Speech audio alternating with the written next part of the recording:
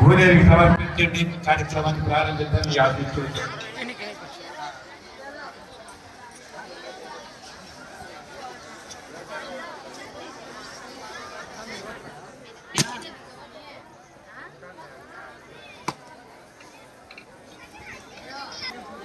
ఏ ప్రయత్నం చేసినా కూడా సఫలమవుతుందంటే అందరూ. అందుకని పీఠాధిపతులైనటువంటి శ్రీ శ్రీ శ్రీ వీర శివకుమార స్వామి గారు మా బృందాన్ని ఆశీర్వదిస్తూ 2 మాటలు మాట్లాడాల్సిందిగా ప్రార్థిస్తున్నాం. మీ తరఫున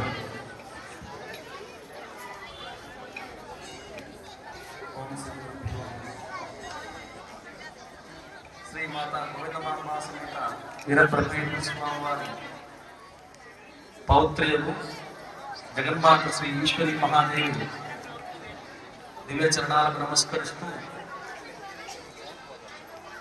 ఈరోజు స్థానిక మహిళలు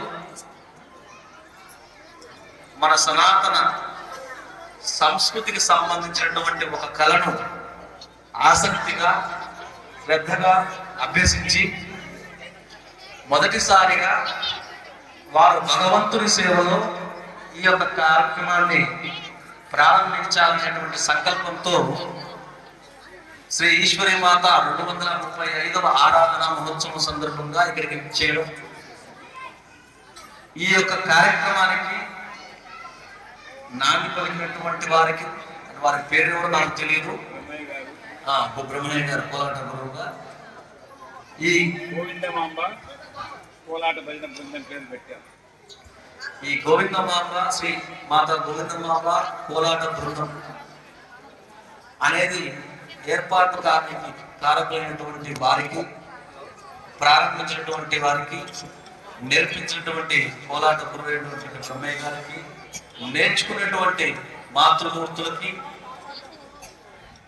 విద్యార్థులకు అందరికీ కూడా ఆ యొక్క పరమేశ్వరి మరింత శక్తిని, ఆరోగ్యాన్ని కలిగించి మీ యొక్క కళా నైపుణ్యాన్ని జేజినాయన సన్నిధానంతో పాటు, అమ్మవారి సన్నిధానంతో పాటు ఇంకా మరిన్ని ఆలయాలలో మీ యొక్క కళా నైపుణ్యాన్ని ప్రదర్శించాలని, అనుగ్రహించాలని కోరుతూ, ప్రత్యేకించి ఇప్పుడున్నటువంటి జనరేషన్లో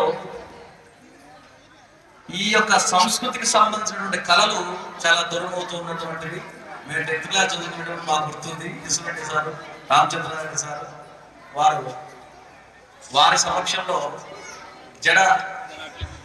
జడకోప అనేది ఒకటి, భరతనాట్యం, ఇలాగే కోలాటం, చెక్క భజన ఇలాంటి కార్యక్రమాలు మన కందిమలాయకులలో చక్కగా జరిగినటువంటి నేపథ్యం.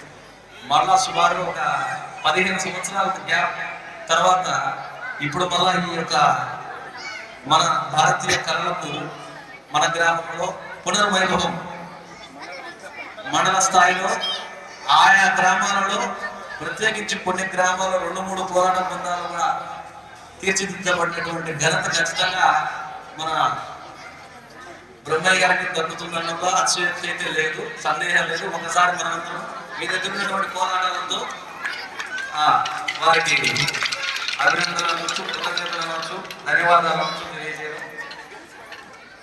ఇలాంటి బృందాలను తీర్చిదిద్దినటువంటి బ్రహ్మయ్య గారికి కూడా ఆ యొక్క సర్వేశ్వరుడు మరింత శక్తిని ప్రసాదించాలని, ఈ కళ ద్వారా ఎందుకు మనం కళను నేర్చుకోవాలి,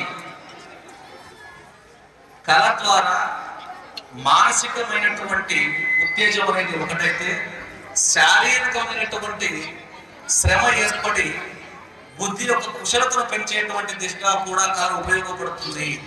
అందుకే లలిత కళలు అన్నటువంటి పేరుతో రాచరిక పాలన సమయం నుంచి నేటి ప్రజాస్వామ్య పాలన వరకు కూడా కళాకారులను గౌరవించడం అన్నటువంటిది, వారికి ఒక ప్రత్యేకమైనటువంటి విభాగాన్ని ఏర్పాటు చేయడం అనేటువంటిది, వారిని ప్రోత్సహించడం అనేటువంటి చేస్తూ వచ్చారు.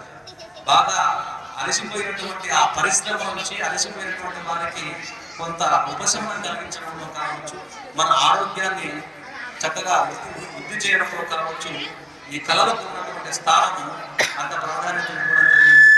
మనం తెలిసి నేర్చుకున్నా, తెలియక నేర్చుకున్నా సరే వాటి యొక్క ఫలితం అయితే ఖచ్చితంగా మనము పొంది తీరుతాము.